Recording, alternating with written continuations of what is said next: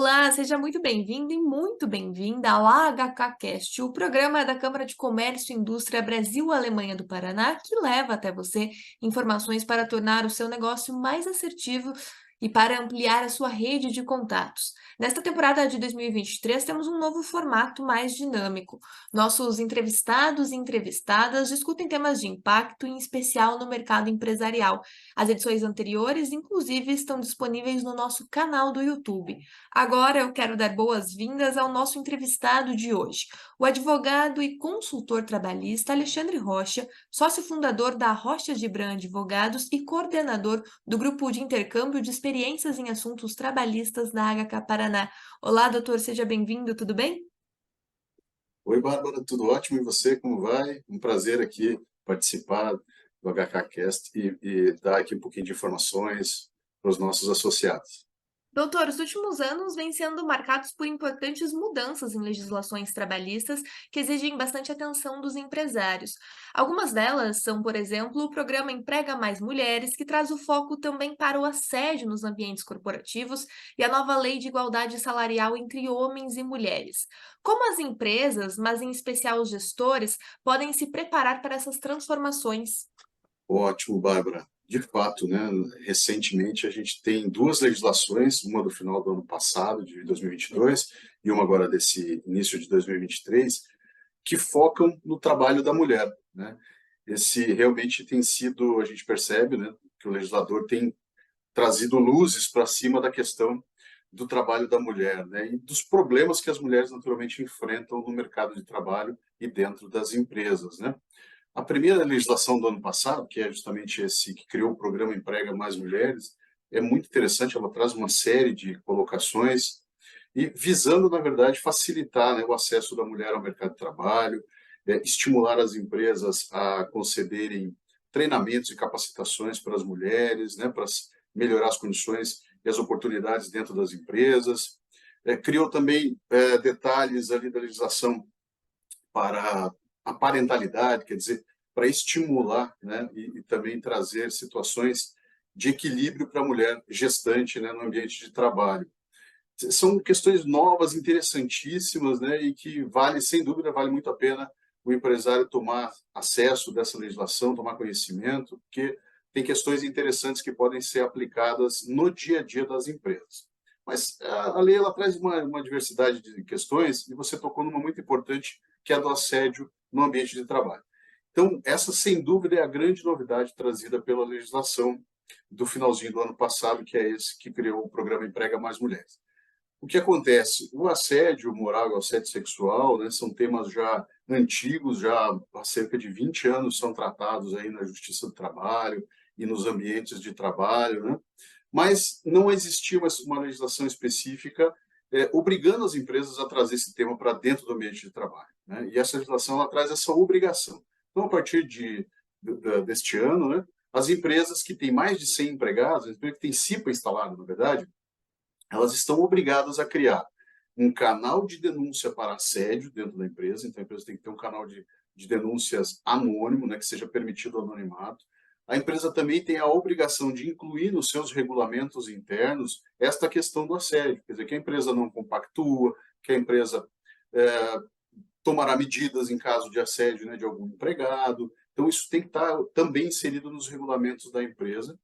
E uma terceira questão é que a cada 12 meses a empresa está obrigada a fazer um treinamento para todos os seus empregados, abordando essa questão do assédio moral, assédio sexual e outras formas de violência. E uma delas, sem dúvida, é a discriminação no ambiente de trabalho. A gente trata isso também. Inclusive, eu tenho feito palestras sobre esse tema em diversos clientes e empresas aí que nos convidam, justamente porque agora passou a ser um tema obrigatório.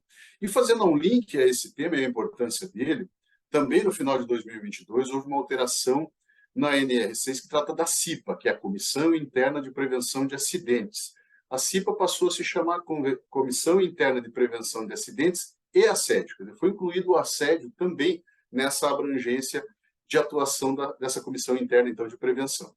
E o que acontece com isso, né? Então, a CIPA tem essa obrigação agora de trazer esclarecimento, de ter esse olhar no ambiente de trabalho para denunciar, para buscar melhorias das condições de trabalho, evitando, né, buscando evitar, claro, o assédio dentro desses ambientes. Então, a CIPA criou aí, né, uma maior responsabilidade, né, foi criada para a CIPA uma maior responsabilidade, incluindo também o assédio. Isso por quê? Porque a gente tem questões hoje nas empresas que as doenças profissionais que vêm crescendo, as doenças em geral da humanidade, elas têm crescido nas questões psicológicas, psiquiátricas, né? E o assédio é uma das razões, uma das fontes de problemas de saúde mental do trabalhador, né? Um trabalhador assediado moralmente ou uma empregada assediada sexualmente, naturalmente pode chegar a adoecer, né, e ter um problema então de depressão, enfim, etc. Então, é hoje a doença mental a grande preocupação, né, da medicina, e também isso vai interferir dentro do ambiente de trabalho.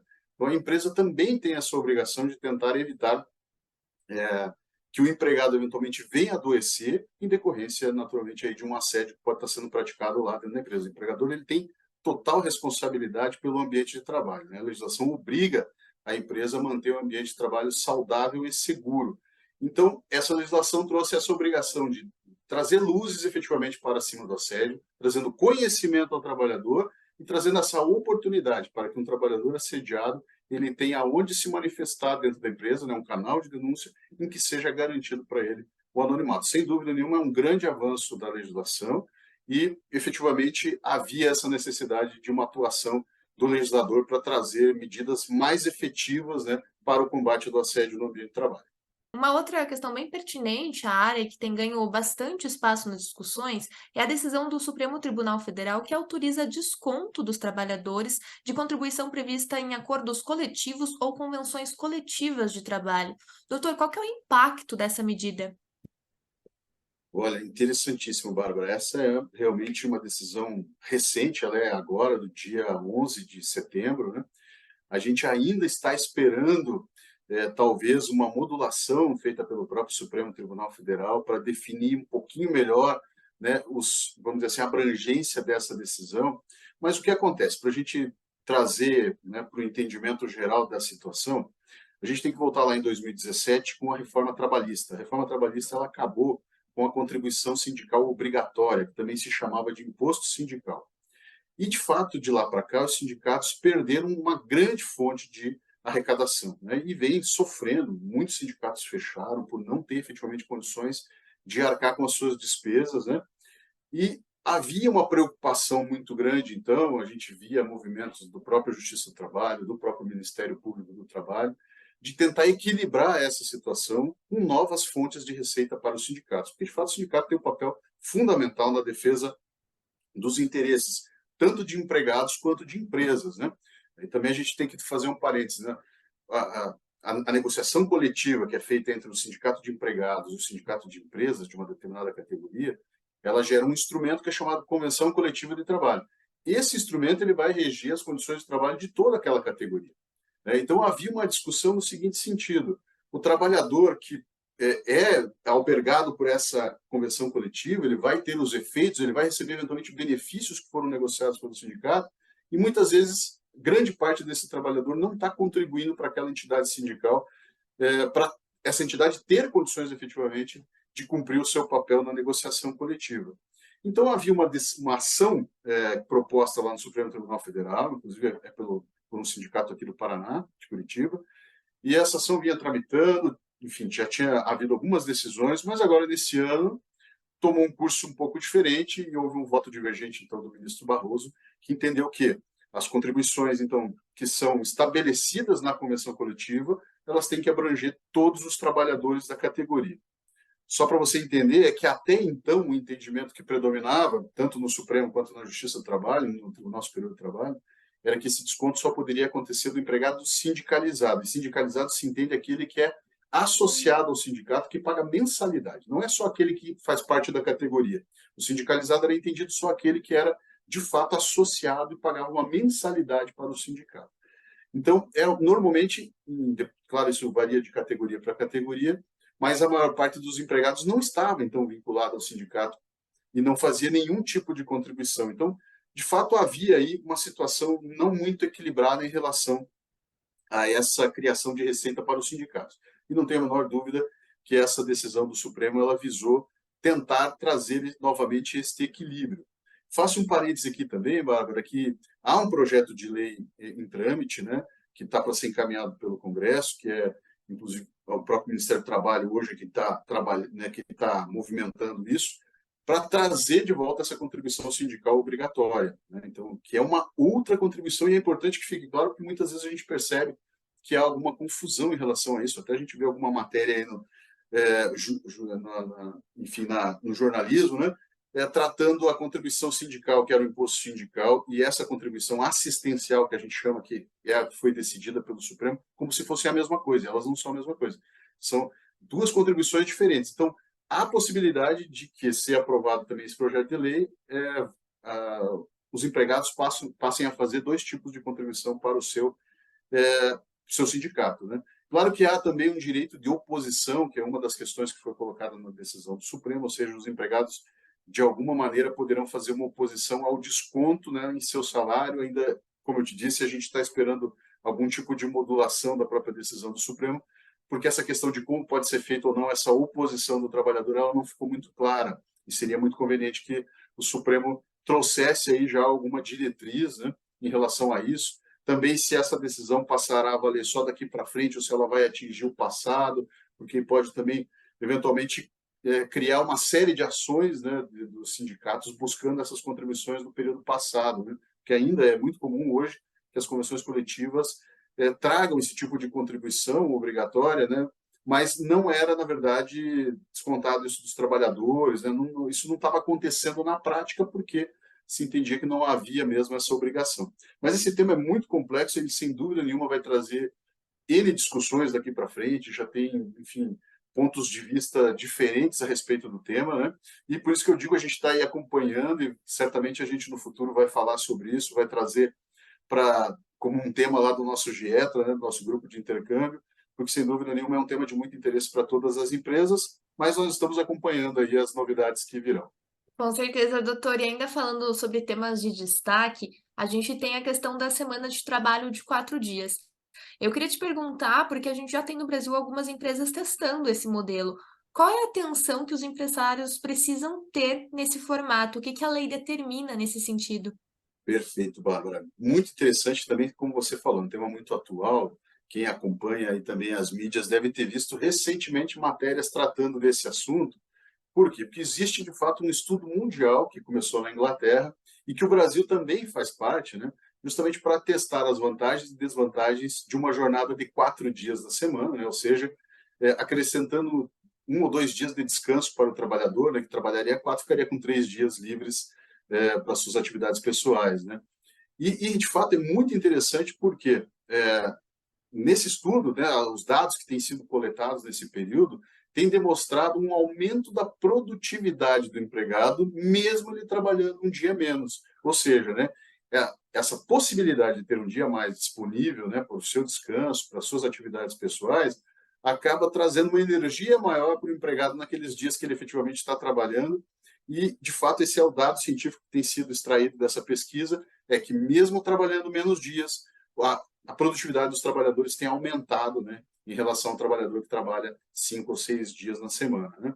Só que aí vamos fazer um parênteses. Inclusive, o ministro do Trabalho também fez essa semana uma manifestação a respeito desse tema, dizendo que vai levar para o presidente da República e vai levar para o Congresso Nacional uma proposta para essa redução, né, pelo menos para criar a possibilidade, do ponto de vista legal, de reduzir a jornada dos trabalhadores para 4 dias na semana. Isso, claro, ainda vai ser estudado, vai ser um projeto de lei futuro. Mas eu queria fazer um parênteses que eu já conheço algumas empresas que aqui no Brasil praticam a jornada de 4 dias, porque já seria possível hoje fazer, e explico de que forma, né?